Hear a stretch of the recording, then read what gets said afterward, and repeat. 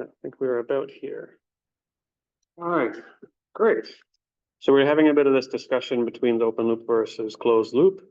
And we were kind of getting to this point. All right, so this is slide 15.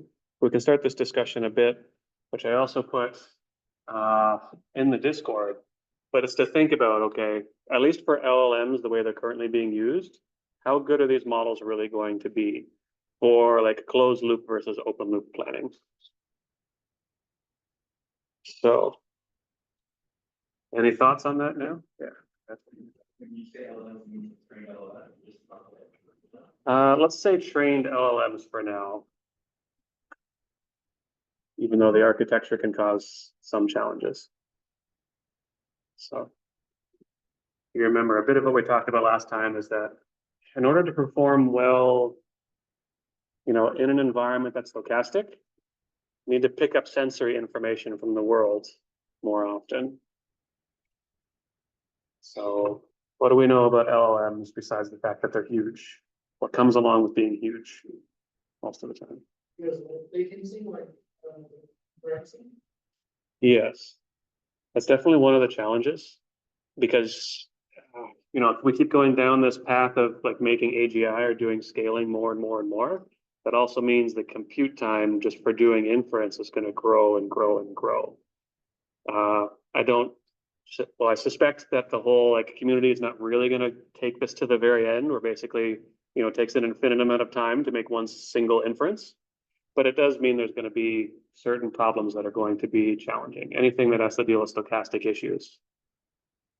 But then this already starts to give us a little bit of an idea about like, well, there's a lot of people exploring LLMs. So, and by LLMs, I mean like the fully pre-trained versions, and I'll try to use the term transformers just for like the architecture, so we can keep those a bit separate. So transformers is untrained, just the structure. But that means there might be a class of problems here that actually LLMs as trained can do well. And it'll be really more specifically all of these open loop problems. Being able to sense the world more doesn't matter as much. In fact, if it's totally open loop, it doesn't matter at all. So it could be possible, at least within this space, to be able to like collect a lot of data, be able to do some inference. Because hopefully once the plan is constructed, it doesn't need to be updated. It's all just about being able to construct that plan, though. I'm not saying that part's easy, but at least in terms of problems where some of these methods or architectures might start to at least have a good advantage. Yeah, the stuff on, what is on the left here. The tricky part is, well, at least we'll talk a bit more about in the class, like what is an open loop problem?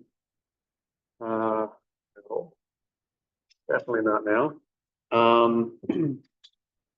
And it's not always so easy to understand what an open loop problem is just by looking at it. We'll probably get a bit of a flavor for a few of these. As we talked about, like a self-driving car is actually not a very open loop problem because you have to like see the entire time and keep track of things. But like loading a dishwasher or something like that when there's nothing else in the room can be a fairly closed loop problem. Like a lot of these things where nothing really changes, except for stuff that is like only changed by the specific agent itself.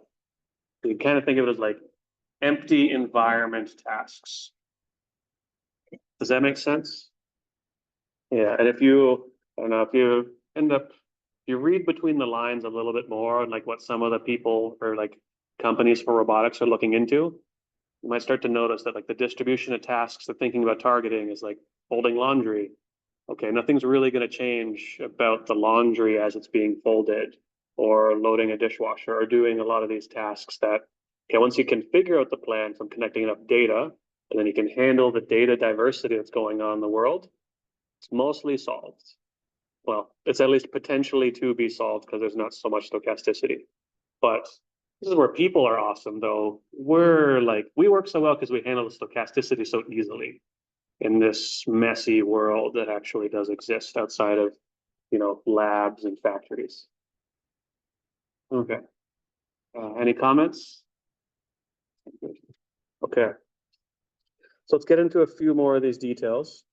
And this is where maybe one way to define some of these connections is going to be related to information for how much the model might actually need. Let's talk about this planning case. So Instead, though, if we're in this stochastic planning case, which is like the general robotics problem, where you don't assume that nothing else is happening in the world, the idea is basically to be able to construct this policy for some agent. And maybe what we've talked about a bit so far for doing behavior cloning is you would learn this policy. There's a whole bunch of data, and you'd get some network that was the input, takes in some sequence of images and outputs some action to control the robot. The term policy actually has a more flexible definition from that. It's really just some process or even algorithm that, given some input, gives you out an action. So here, one way to construct a policy is to basically could learn if the agent has access to some particular model, be able to do some optimization like at that time and output an action. And now this policy structure is basically a whole optimization on its own, not just a forward pass through a network. And it's more common, especially in like the optimal control literature, things like that. They'll do like an optimization given objective in order to be able to get an action at that time.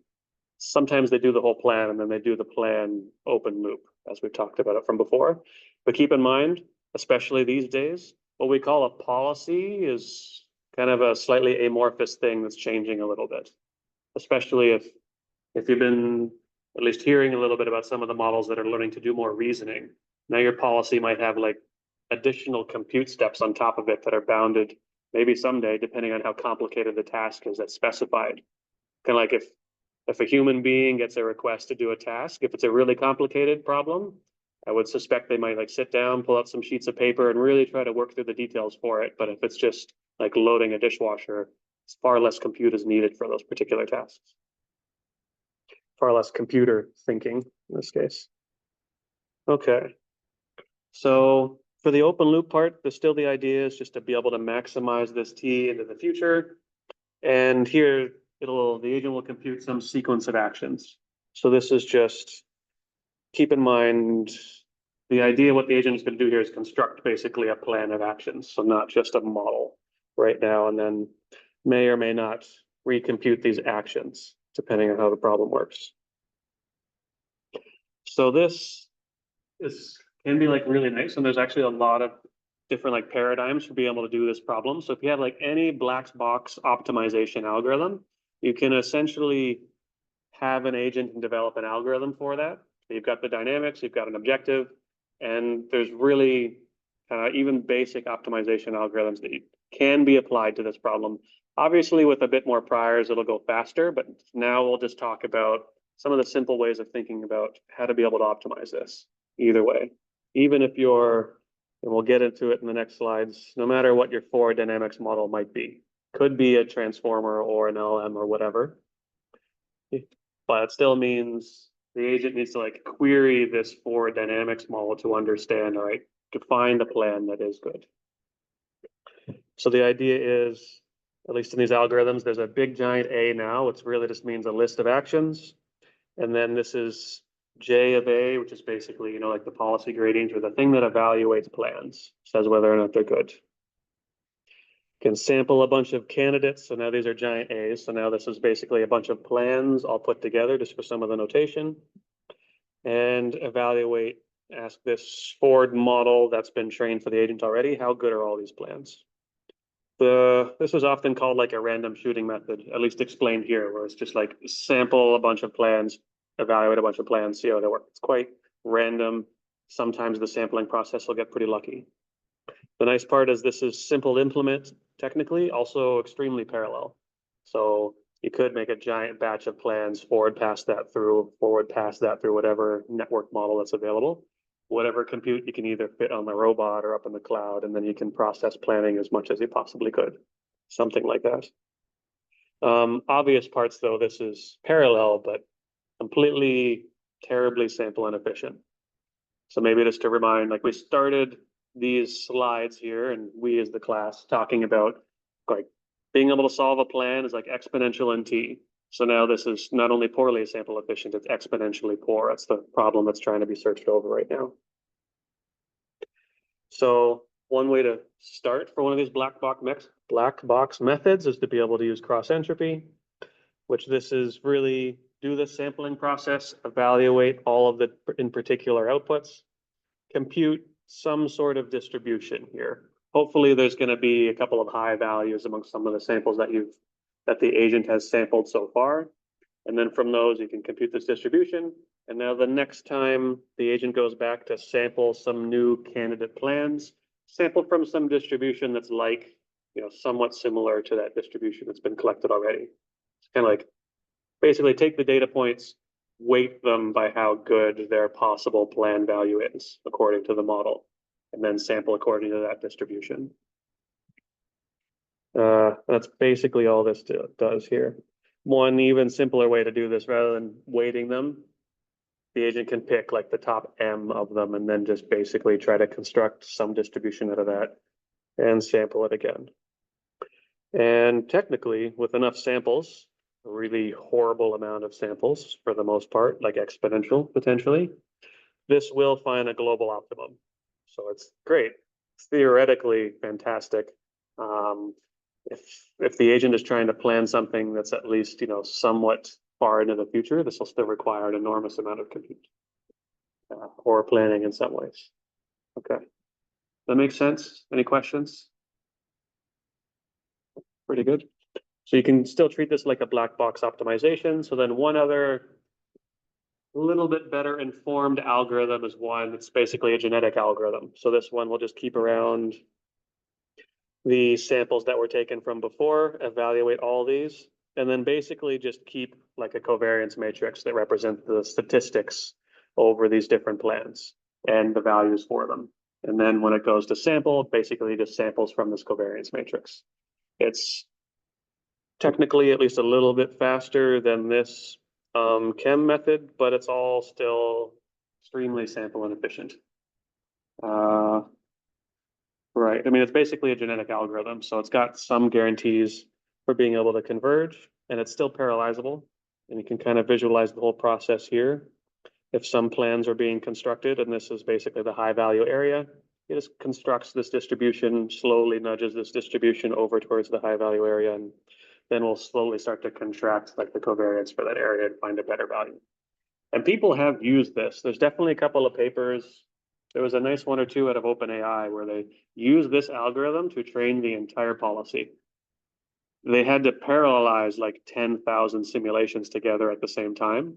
So they would sample somewhere between 1,000 and 10,000 parameters for a policy, so like a neural network, and then run all of those as a trajectory through the environment, and then compute these statistics over those 10,000 samples over the neural network space, which is huge, and then be able to process this a couple of times and have it converge. So it is parallelizable. So if you're like developing algorithms and maybe you care more about wall clock time and someone you happen to have access to like 10,000 computers, like this may be faster than worrying about sample efficient algorithms. Depends on like what tools you've got available on which algorithm you might choose.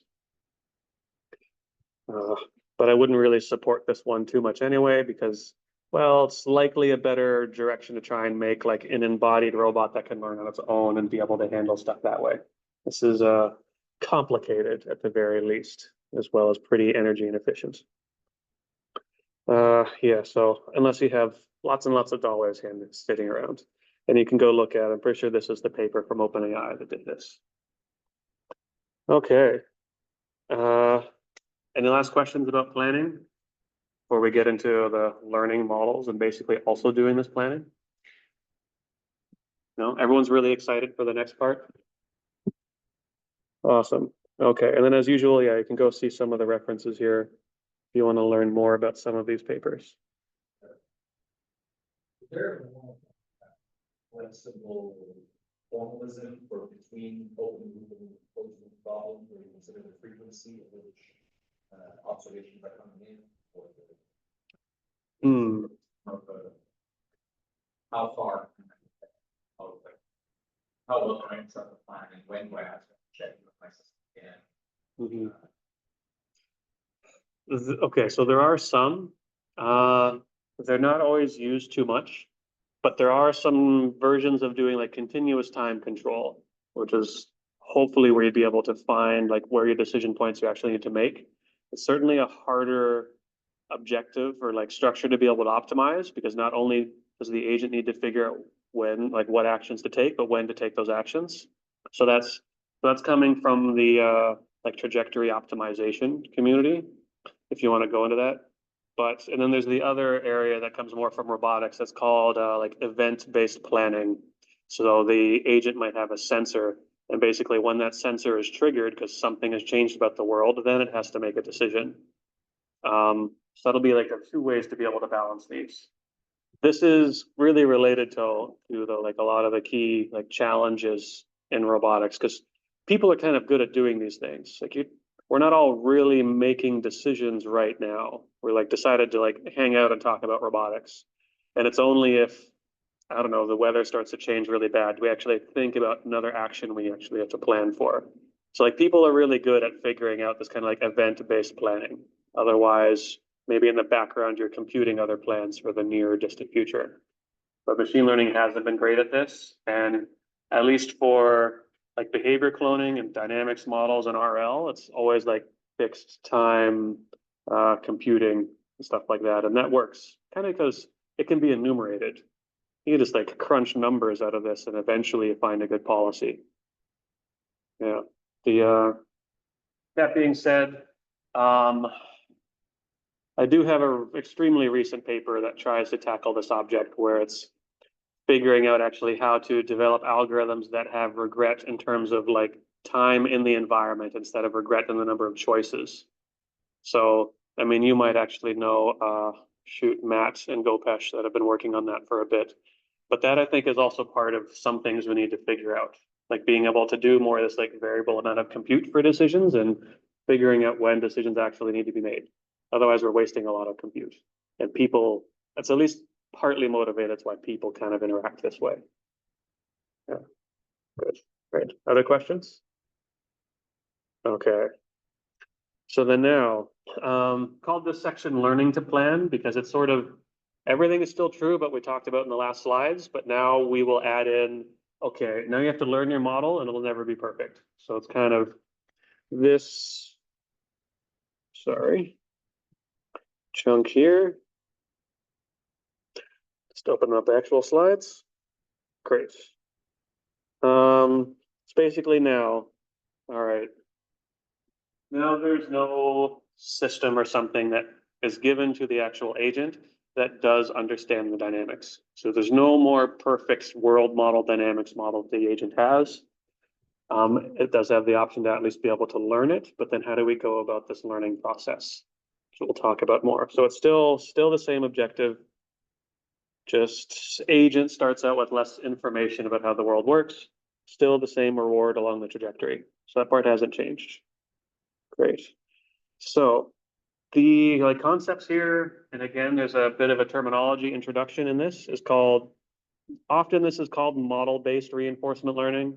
If it's from the reinforcement learning community, it's from the robotics and kind of trajectory optimization community. It's called model predictive control, which is just basically the agent has some model, whether or not it's accurate. So you could say this is learning the model, but still doing model predictive control. Just in case you're like going through some of the details for this. But the real question is, okay, why would we want to learn a model?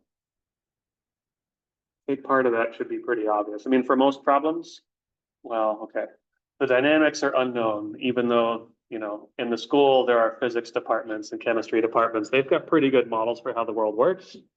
But in this case, like the agent, we basically want to make a learning agent that doesn't have as many assumptions and it can figure this stuff out on its own. If we're like, as